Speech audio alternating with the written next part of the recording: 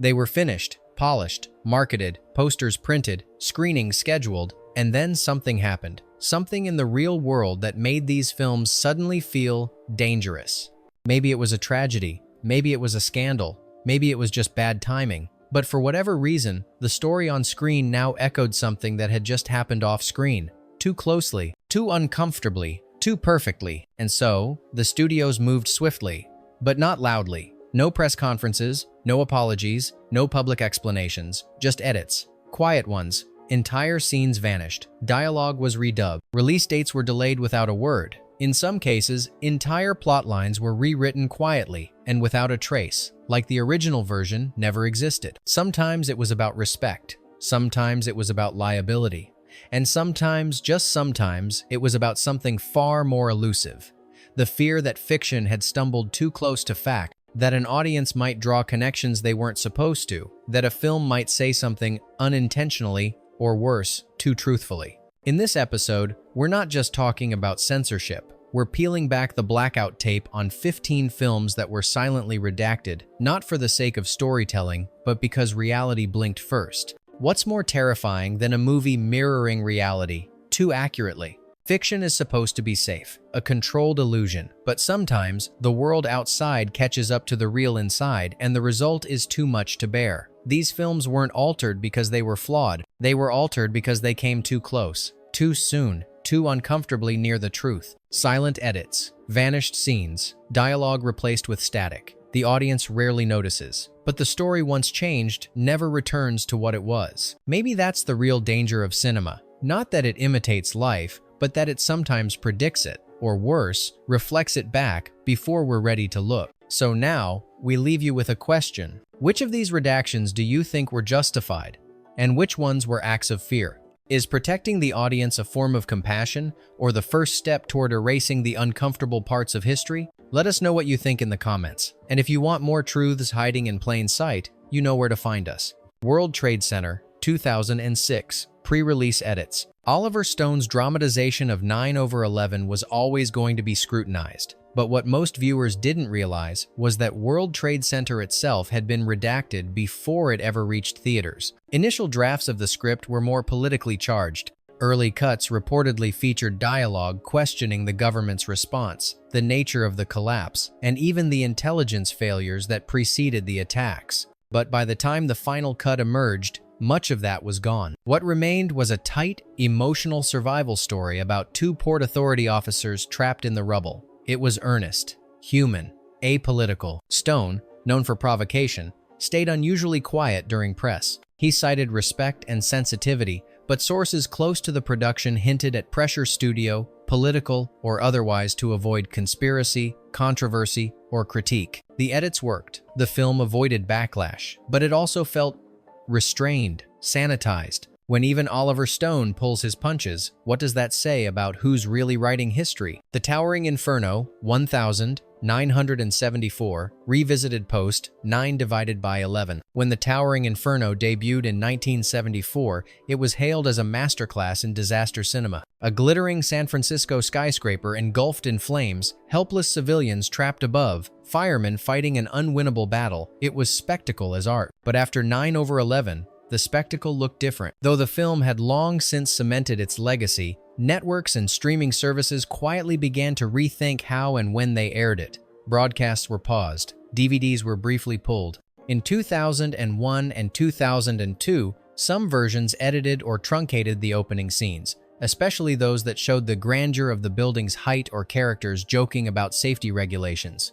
The redactions were unofficial, scattered across different regions, and often unannounced. It wasn't the studio, it was the distributors, the platforms, the programmers, responding to public trauma without ever saying so. There was no CGI to erase the Twin Towers, no alternate ending to soften the blow, just silent shifts in access. The film was too close, too soon. Is that censorship or compassion?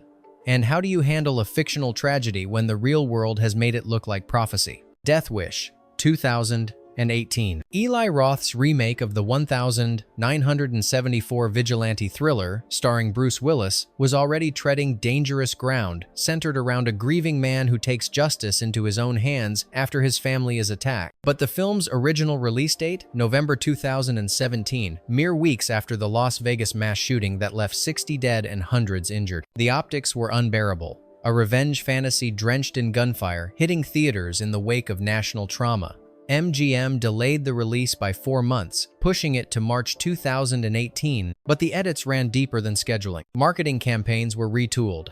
Gun-heavy scenes and trailers were softened. Certain scenes were trimmed or restructured to emphasize justice rather than glorification. Interviews avoided any gun control discourse. The narrative was reframed to feel more personal and less political. Still, the damage was done. Critics slammed it as tone-deaf.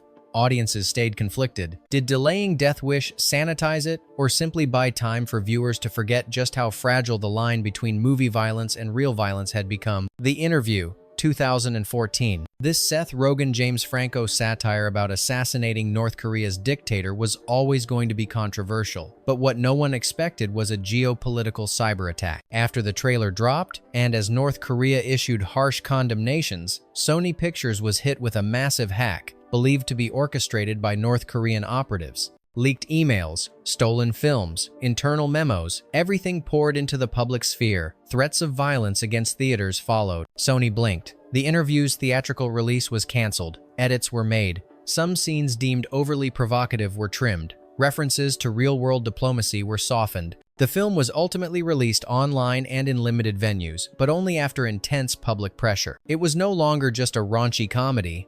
It had become a symbol of censorship, national fear, and digital warfare. Was The Interview a victim of its own hubris?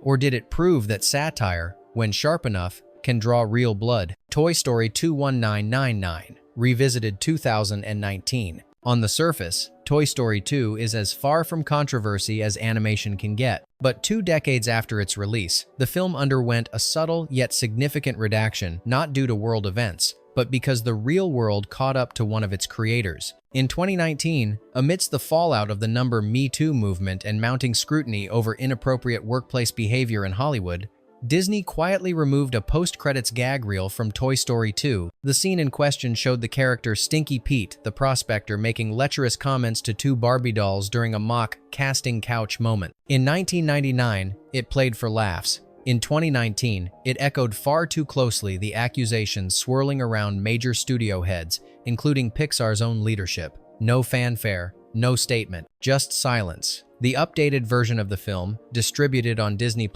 simply omitted the scene. It wasn't a change to protect the plot. It was a revision of legacy, a digital erasure of a joke that aged like milk. Can art evolve retroactively? Or are these after-the-fact edits just a sanitized attempt to rewrite uncomfortable history? Mr. Robot, TV, Season 1 Finale, 2015. Though not a film, Mr. Robot deserves its place on this list because of one rare and chilling move, a pulled finale. Just hours before the final episode of Season 1 was set to air, USA Network postponed it. No advance warning. No detailed explanation. The reason?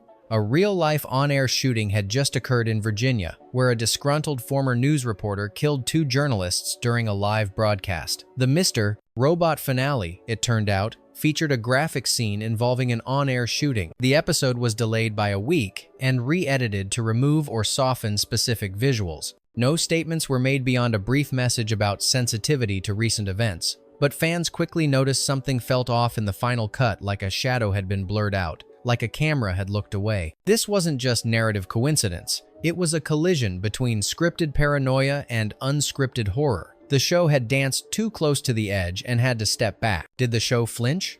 Or did it blink just long enough to stay on air? K-19, The Widowmaker, 2002. Catherine Bigelow's tense Cold War submarine drama was supposed to be a historical thriller. Based on real Soviet naval incidents, K-19 focused on a near-nuclear disaster aboard a submarine in the 1,960 seconds. But its release came during another moment of global nuclear anxiety, post-9 divided by 11 paranoia, and the run-up to the Iraq War. As the US government amplified talk of weapons of mass destruction and global instability, K-19 began to look like a political landmine. A film about military incompetence, governmental secrecy, and the brink of catastrophe, echoing too closely the unease brewing in real-time headlines. Paramount quietly scaled down its marketing. References to nuclear failure were minimized in trailers. Promotional interviews were oddly guarded. Internally, there were concerns the film might be interpreted as anti-military, or worse, anti-American,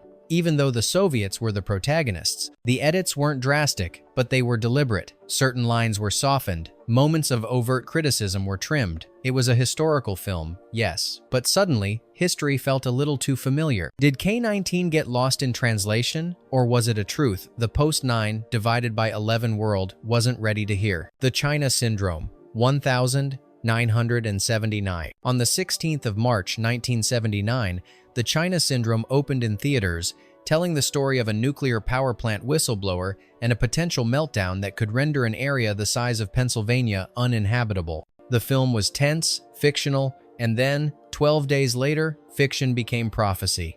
On March 28, the 3 Mile Island nuclear accident occurred in Pennsylvania. A real partial meltdown, a real cover-up, a real-life echo of the exact scenario depicted on screen. Audiences were stunned, critics were uneasy, and the nuclear industry was furious. Columbia Pictures halted marketing. Some theaters pulled the film entirely. Television appearances were canceled. The studio, fearing accusations of exploitation, issued no gloating, no triumphant, "We told you so," only silence. Behind the scenes, there were whispers that the studio had debated shelving the film entirely, an ironic notion, considering its message was one of truth suppression. But ultimately, The China Syndrome stayed in theaters and gained momentum not as a thriller, but as a warning. Was it coincidence, clairvoyance, or simply good timing turned sour? And when a film becomes too real, who gets to decide what's appropriate? The audience, or the ones who profit from the fear? Men in Black 2, 2002. This summer, blockbuster sequel seemed untouchable until its ending became an unintended nod to national grief. Originally, Men in Black 2 ended with a climactic alien battle inside the towers of the World Trade Center. The location was integral, with key set pieces built around its structure. But when 9/11 occurred, everything changed. Sony Pictures scrambled. The towers were digitally removed. The climax was relocated. Shots were redone. The ending was rescripted and edited in post-production. But more than that, the mood shifted. What had been playful now felt disrespectful. The redaction was fast, silent, and absolute. The original ending has never been seen publicly. No extended cuts, no alternate scenes, no leaks. It's as if that version of the film never existed. But some crew members still speak of it quietly, of how the towers cast long shadows over the final act, of how a comedy became a casualty of reality. Can a film be funny when the backdrop is grief? Or did Men in Black 2 do what fiction rarely does, recognize its limits and step back? Phone Booth, 2002. A man trapped in a phone booth, held hostage by a sniper, forced to confess his sins to survive. Joel Schumacher's Phone Booth was claustrophobic, intense, and unfortunately, too timely. The film was slated for release in late 2002, but just as marketing began, a real-life sniper began terrorizing Washington, D.C. Over the course of 3 weeks, 10 people were murdered in public places, seemingly at random. The killer? A shadowy figure with a rifle, targeting victims from a distance. The studio panicked. The film's antagonist, an unseen sniper dictating morality through a rifle scope, now felt grotesquely familiar. Phone Booth was pulled from the schedule. Edits were made to soften some of the more nihilistic overtones. Trailers were withdrawn. When it finally released in 2003, it retained its tension but lost its edge.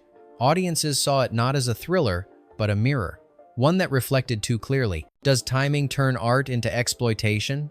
Or was Phone Booth simply unlucky enough to stumble into relevance? The Watch, 2012. Originally titled Neighborhood Watch, this Ben Stiller sci-fi comedy was set to be a summer romp. Suburban dads forming a goofy militia to combat what turns out to be an alien invasion. But months before its release, tragedy struck in Florida. Trayvon Martin, a black teenager, was fatally shot by George Zimmerman, a neighborhood watch volunteer. Suddenly, the title wasn't funny anymore. The premise, middle-aged men patrolling neighborhoods in the name of safety, felt grotesquely insensitive. The film, unintentionally, mirrored real-life racial tensions and vigilantism. Fox went into quiet overdrive. They renamed the film The Watch. Marketing was retooled to emphasize the alien elements and downplay the human paranoia. Trailers were recut, posters reprinted, dialogue that referenced neighborhood surveillance was trimmed or recontextualized. The studio avoided any direct mention of the Martin case, but the subtext was impossible to ignore. By the time the film hit theaters, it had become a strange hybrid, a sci-fi comedy haunted by social reality. Critics panned it,